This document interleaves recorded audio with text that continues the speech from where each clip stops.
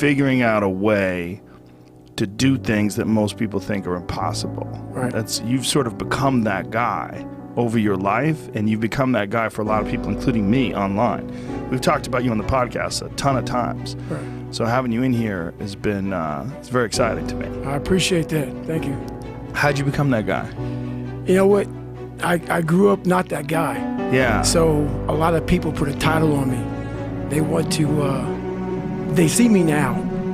They see me now as the guy that with his shirt off, who can do 4,030 pull-ups in 17 hours, who can run 205 miles in 39 hours, who can do all this crazy shit. But what they don't understand is they don't understand the journey that it took me to get to this point. And what got me to this point was I was just the opposite of what I am today. I was that guy who ran away from absolutely everything that got in front of me. But not many people knew that. I had two people. Like the real me was like this very scared, insecure, stuttering, got beat up by his dad, all this kind of stuff.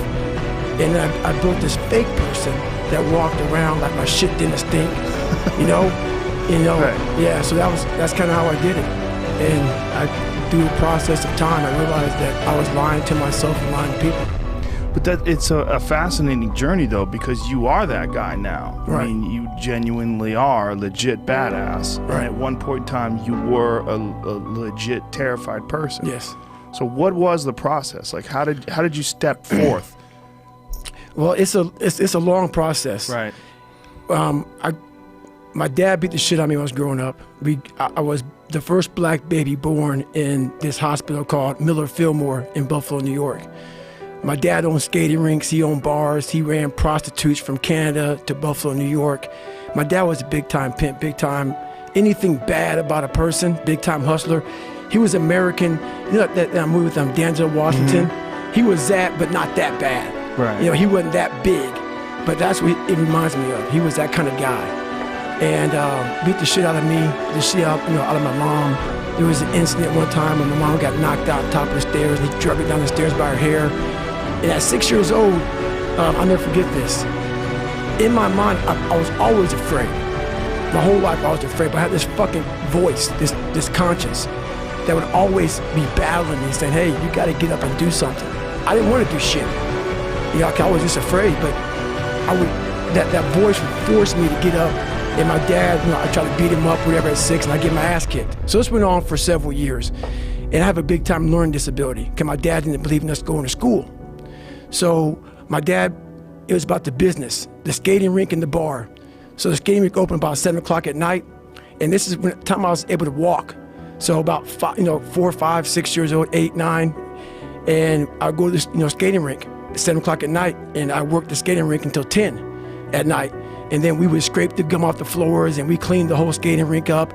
And then my dad had an office, and my brother and myself would sleep in the office, and my mom would go upstairs and work the bar until 3 o'clock in the morning. And then they cleaned the bar up. So after all that shit was done with, going to school rarely happened. I wanted to get in the military, wanted to join the Air Force, and the guy gave me an ASVAB test. It's like a watered down SAT. And I couldn't copy on it because the guy beside me had a test A, I had test B, the guy on my right had test C.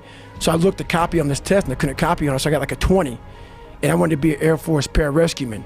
It's guys that jump out of airplanes and save down pilots. It's a special operator in the Air Force. And my score was so horribly low that I'd retake it again. And he said, hey, I got like an 18 the second time, even worse. I need to get a 50 out of a 99. And so my mom and I, for a while, we lived in the government subsidized apartments, $7 a month, and also food stamps. And we slowly moved up to a $230 a month place. But at the time, we were pretty poor. But my mom afforded enough money for me to go to see a tutor 1 hour a week. So for 4 hours a month, I had 6 months to study for my last test. I could only take the ASVAB test 3 times. And I studied my ass off and passed it. And I got in the Air Force and realized there was more things in front of me. They don't care about what you're doing. They don't care about what you're doing. They don't try to destroy you. They actually will try to build you up versus destroy who you are as a person. So that's where I'm at now in life, is most people who do that, they're in a very dark, dark place. What do you think most people get wrong about motivation? They think it's a permanent fix.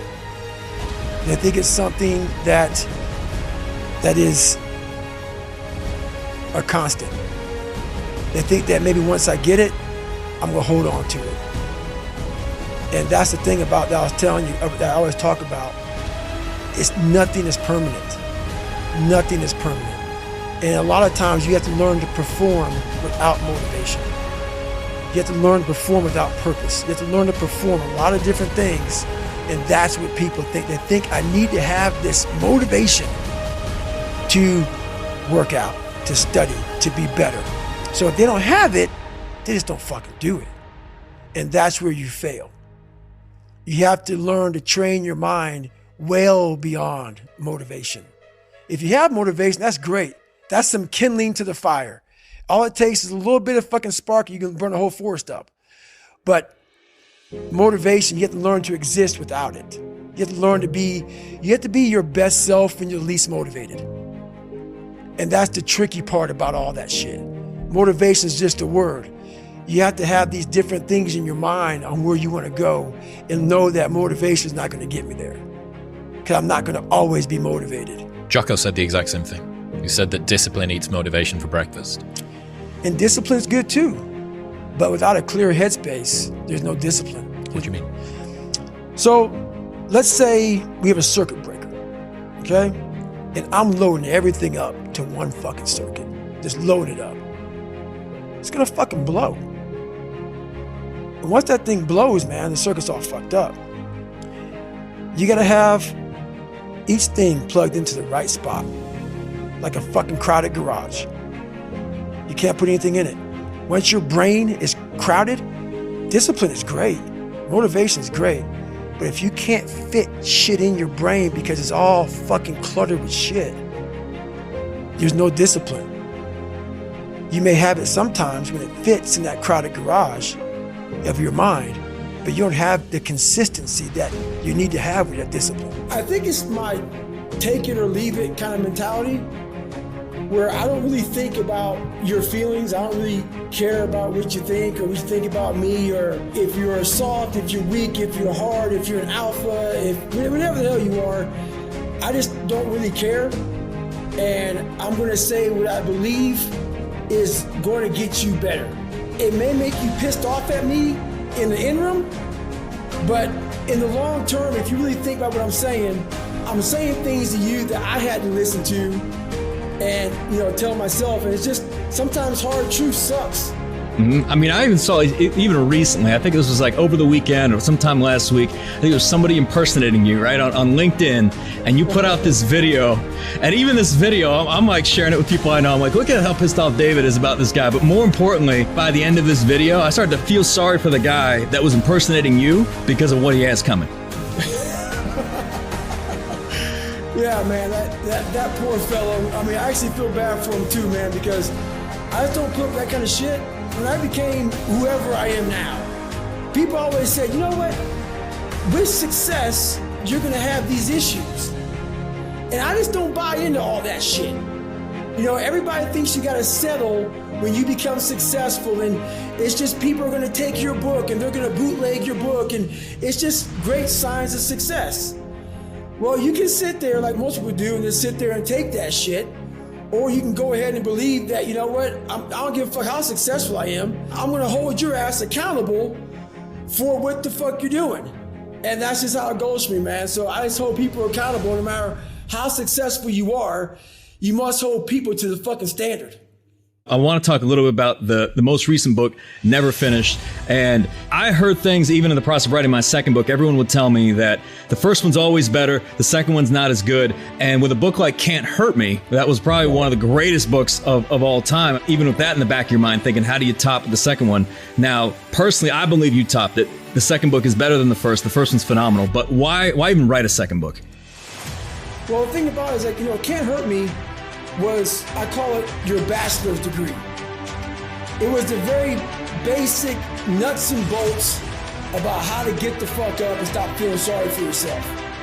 And the funny thing about it is that most people who hear me, they hear me cuss all the time. They hear me cuss, they hear me going off, carry the boats, carry the logs, all this shit. They hear all this hoopla. But they don't understand, man. There's a very, very, very philosophical side of David Goggins.